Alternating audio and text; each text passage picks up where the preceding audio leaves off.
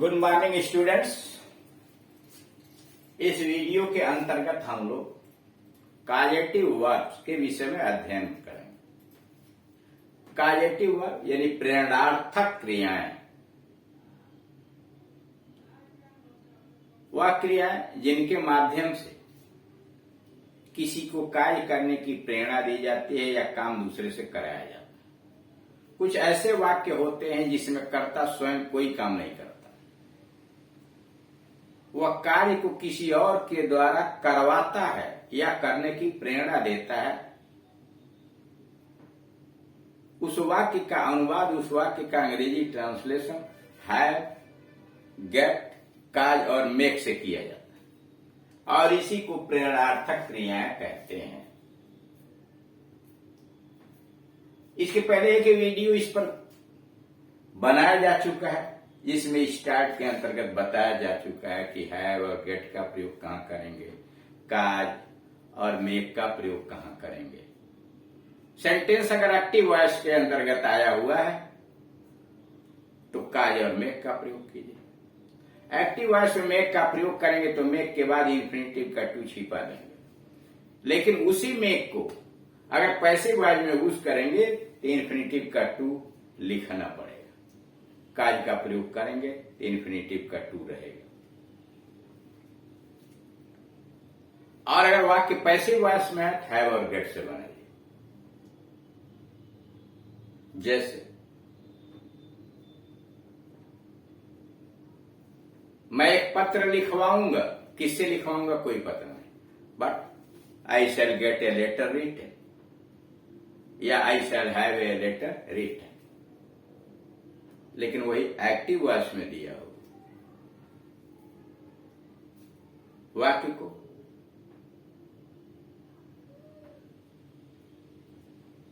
जैसे उसने मुझे दौड़ाया तो ही मेड मी रन, रन के आगे टू नहीं रहेगा, ही मेड मी रन या he caused me to run. Active voice में है इसलिए काज और मेक से बन जाए। अब यहां उसके आगे की बातें दी गई है। नोट, मेक और काज का प्रयोग प्राय विवश मजबूर करने के अर्थ में किया जाता है, यानी मेक का प्रयोग और काज का प्रयोग वहां किया जाता है सामान्यतः जहां विवश किया गया हो किसी को कार्य करने के लिए, मजबूर किया गया हो किसी को कार्य करने के लिए, कि जैसे उसे ने मुझे दौड़ाया, मजबूर किया दौड़ने के लिए, तो क्या है, मजबूरी है, विवशता है। जैसे उसने मुझे जमीन पर सुलाया, जमीन पर कौन सोना चाहता, लेकिन मजबूर किया जमीन पर सोने के लिए। He made me sleep on the ground. Sleep के आगे देख रहे हैं टू नहीं लगा है, he made me sleep on the ground, अथवा he caused me to sleep on the ground. He cause के बाद टू रहेगा, he caused me to sleep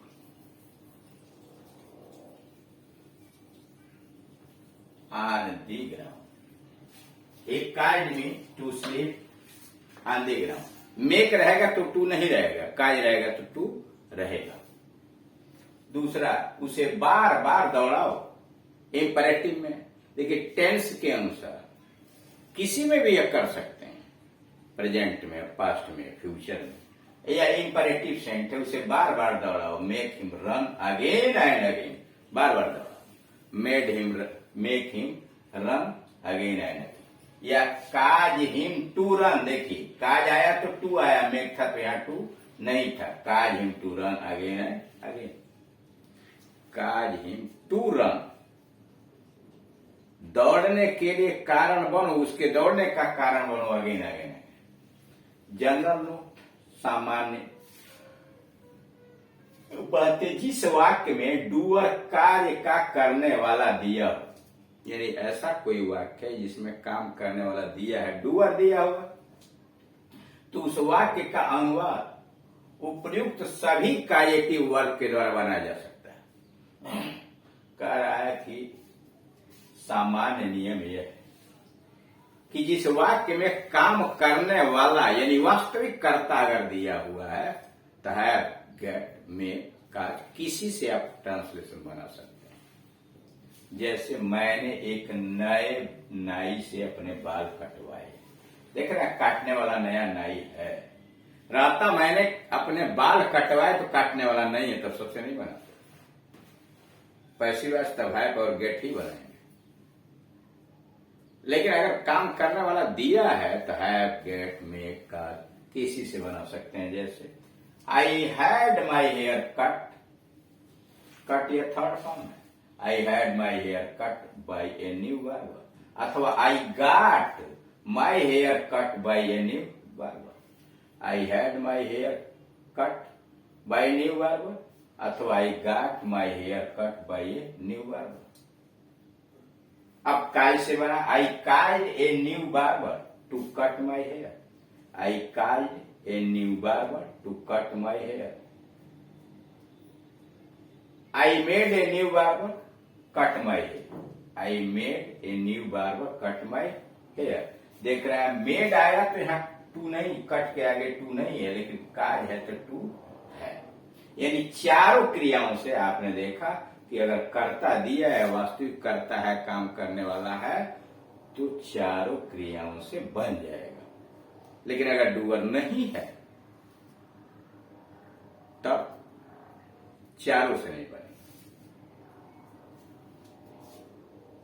note, यदि वाक्य में डूअर नहीं दिया हो तो केवल है या गेट से ही उस वाक्य का अनुवाद हो सकता है। यानी काम करने वाला नहीं दिया है तब काज और मेक का प्रयोग आप नहीं कर सकते, तब केवल आपको हैव और गेट से ही बनाना पड़ेगा। जैसे मैंने अपने बाल कटवाए, कौन काटा, कुछ नहीं पता। I had my hair cut या I got my hair cut. इस वाक्य में बाल काटने वाले का जिक्र ही नहीं है, अतः केवल हैव या गेट से इसका अनुवाद होगा। मतलब काम करने वाला दिया है तो आप हैव से भी बना सकते हैं, गेट से बना सकते हैं, काज से बना सकते हैं, मेक से बना सकते हैं। लेकिन अगर काम करने वाला नहीं दिया है, वास्तविक डूअर नहीं है, तो केवल हैव और गेट से ही बनेगा। रूल, ये चारों के नियम लिख दिए गए। सब्जेक्ट रखिए पहले, फिर मेक ले आइए, और उसके बाद नाउन प्रोनाउन जो ऑब्जेक्ट है जो काम करेगा, उसके बाद इन्फिनिटिव विदाउट टू। ठीक, जैसे यहां दिया हो,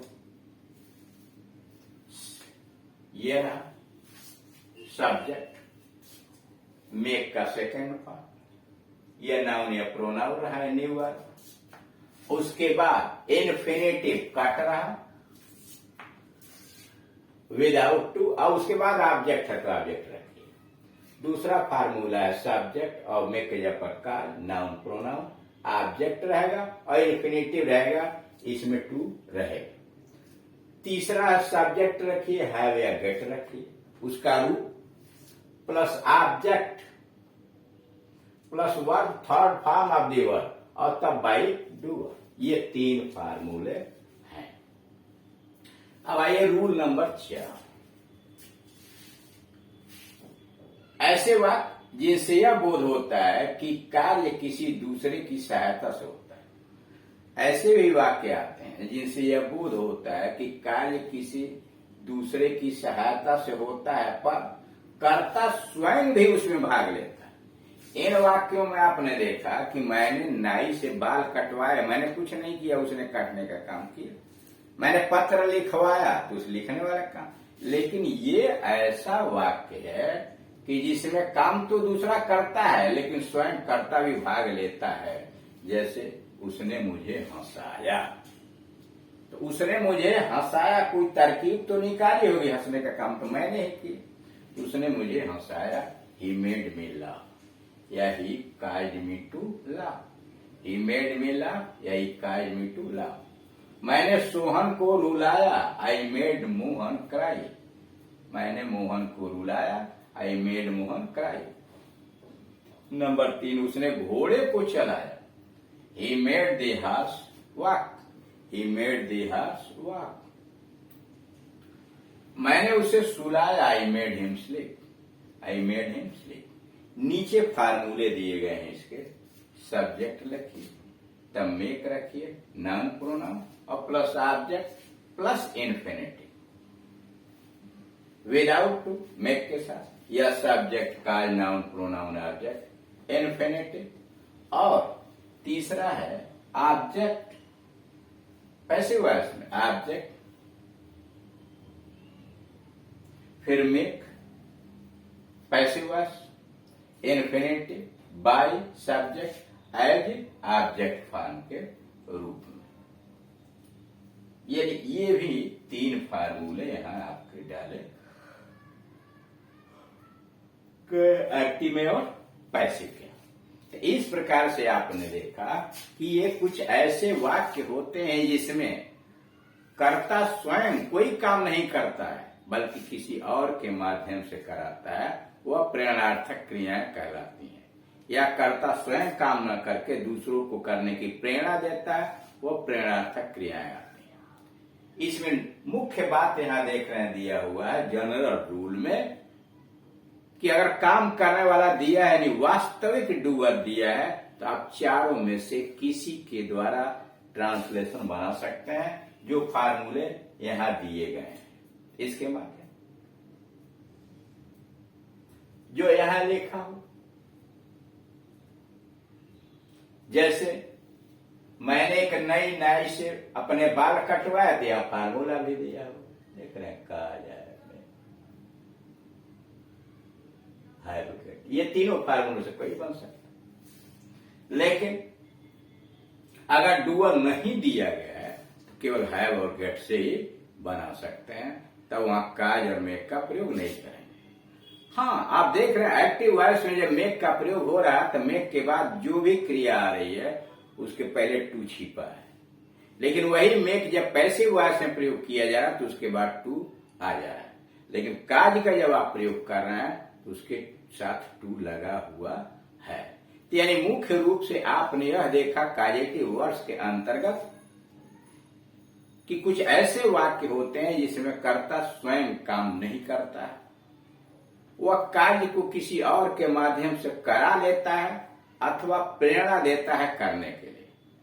ऐसे वाक्यों का अनुवाद करने के लिए केवल ये 4 जो क्रियाएं दी गई हैं, हैव, गेट, मेक और काज, उनकी सहायता से उन वाक्यों का ट्रांसलेशन बनाया जाता है, जिसमें मुख्य बात आपको यह बताई गई कि अगर काम करने वाला वास्तविक डूअर दिया हुआ है, इन चारों में से किसी क्रिया का प्रयोग करके, जैसे राम से एक पत्र लिखवाओ, imperative, get a letter written by Ram, get से बना दिया, get a letter written by Ram, अथवा have a letter written by Ram, have और गेट से हो गया।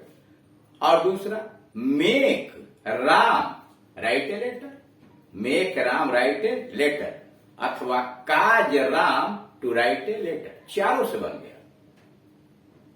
समझ रहे हैं? यानी अगर काम करने वाला दिया है तो अभी बता ना कि राम से एक पत्र लिखवाओ, have a letter written by Ram या get a letter written by Ram, make Ram write a letter, cause Ram to write a letter. लेकिन अगर डूअर नहीं है, काम करने वाला नहीं है, तो हैव और गेट से ही बनाएंगे। जैसे एक पत्र लिखवाओ, get a letter written, have a letter written, make से या काज से नहीं बन सकता। मुख्य फार्मूले यही है। इसके अलावा टेंस के अनुसार उनका प्रयोग कीजिए। प्रेजेंट में तो प्रेजेंट लगाइए, प्रेजेंट इंडिफिनिट टेंस हो सकता है, कंटिन्यूअस हो सकता है, परफेक्ट हो सकता है, पास्ट टेंस में हो सकती है क्रिया, फ्यूचर टेंस में, जैसे मैंने एक पत्र लिखवाया, मैं पत्र लिखवाऊंगा, समझ ना, मैं पत्र लिखवाता हूं। किसी टेंस में आप यूज करेंगे तो टेंस के अनुसार क्रिया का प्रयोग करेंगे। शेष अगले वीडियोस के अंतर्गत इसे कंप्लीट किया जाएगा। Thank you.